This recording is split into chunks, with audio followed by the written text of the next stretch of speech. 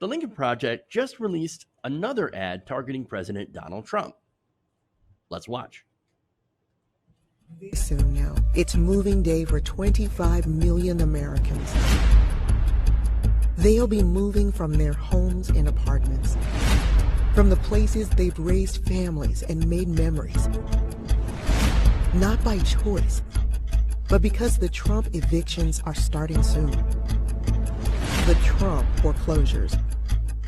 He wrecked the economy. With all of the trials and tribulations that we read about every night, much of it totally fake news. And now heartlessly rejects even $600 a week to unemployed Americans. So that people are going to want to go back to work as opposed to making so much money that they really don't have to. The man in this house doesn't give a damn if you lose yours. On November 3rd, remember, it's America or Trump. The Lincoln Project is responsible for the content of this advertising.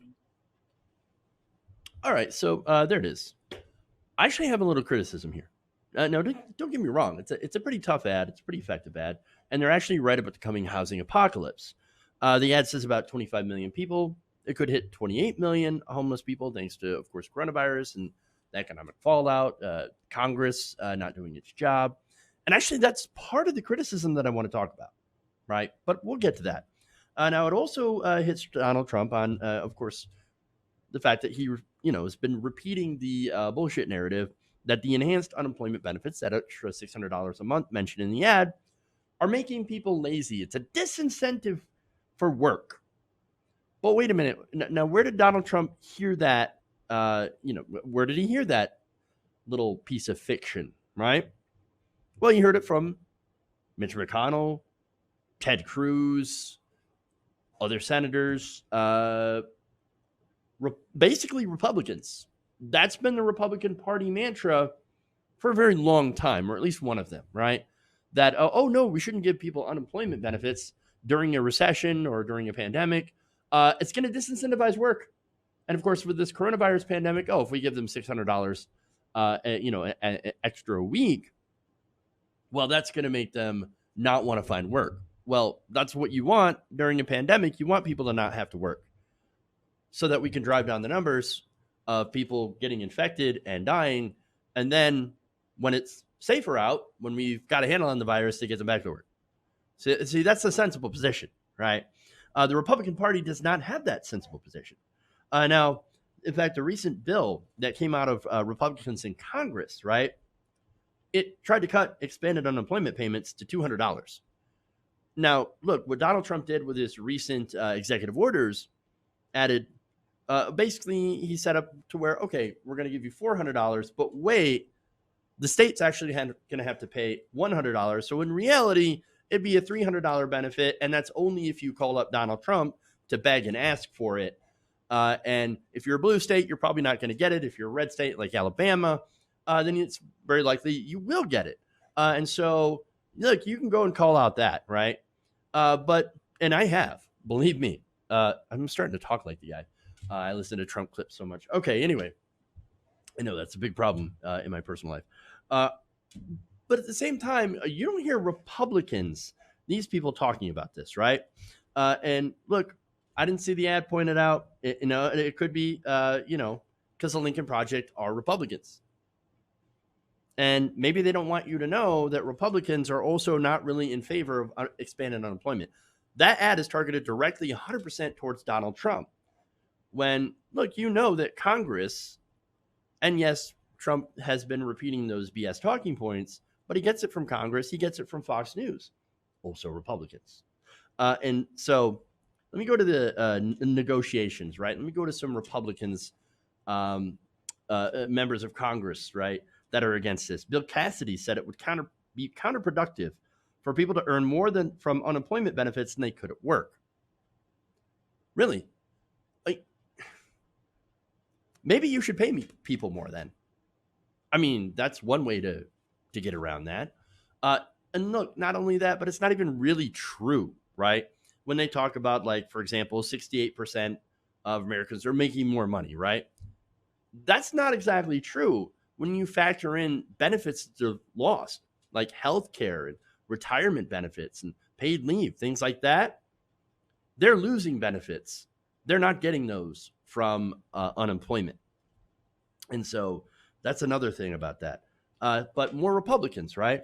So Senator Mitt Romney said he was in favor of extending unemployment. Oh, look at that. But will not support another direct stimulus check, which right now we need both of those, really. In fact, the main problem that Republicans in Congress have with the stimulus is the $600 enhanced unemployment benefits. They just don't want that amount of money going to people who are struggling, who have lost their jobs through no fault of their own. Okay. So they leave out the fact that it's not just Donald Trump, because it makes it sound like Trump is the cause of all of this stuff. And we know that it's not. It's Republicans in Congress, the vast majority of them. And so this is the party. Remember, they refused to do a moratorium in evictions as well. And that's partly responsible for this too. They've never cared about the homeless. I know I've talked about this a lot. Back in 2008, they refused to help bail out struggling homeowners. What do they do instead? Well, they basically use their power to try to bail out the banks, along with corporate Democrats. And to add insult, they then blamed homeowners for the economic crisis, for the crash. And then, along with corporate Democrats, deregulated the banks. After, of course, 2008, after there was regulation that was put in place to prevent this, they spent the next decade chipping away at it until, of course, Donald Trump became president. And then they were able to do away with a lot of these banking regulations. Point is, Republicans never cared about the homeless, the poor, the working class, or about fighting poverty. Republicans are and always will be opposed to helping regular working people, and will always choose instead to help the donors, the corporations. Understand what the Lincoln Project is about. It's about painting Trump as an aberration, an anomaly, outside of the norm, right? Oh, he's not a real Republican. No. He's the outsider that came in and took over our party. We are the real Republicans. Really? Well, that's a good. That's an interesting statement. I'd like an answer to the question. Then they're not real Republicans. How come 80% of Republicans approved Donald Trump? Over 80%. It used to be 90%. Republicans love Donald Trump. Explain to me how Republican congressmen largely agree with Donald Trump on policy, and for the most part fall in line, except for, of course, you've got some senators out there that are doing performative woke pieces. Oh my gosh, I don't like Donald Trump because he is crass. Yeah, but you vote with him 99% of the time for his policies, while then coming out and saying, oh, I can't believe Donald Trump would say such terrible things. No. You're the same. I've said before, Donald Trump is the it of the Republican Party. He is the natural evolution of Republican politics, or should I say devolution, right? This is the result of defunding education, which conservatives have done, getting rid of civics classes, cheering on the consolidation of media, which is both corporate Democrats and Republicans have both been in favor of, pushing decades of neoliberal and neoconservative politics, and policies, which rob the working and middle classes and promote an upward distribution of wealth to the very, very rich, supporting the proliferation of unhinged conspiracy theories geared at gaining the following of millions of people, and basically disinforming them and making them not trust institutions. As a result of this right-wing push, we have the Republican Party, the modern Republican Party of Donald Trump. Trump is the face of that party and the natural endpoint of Republican policies.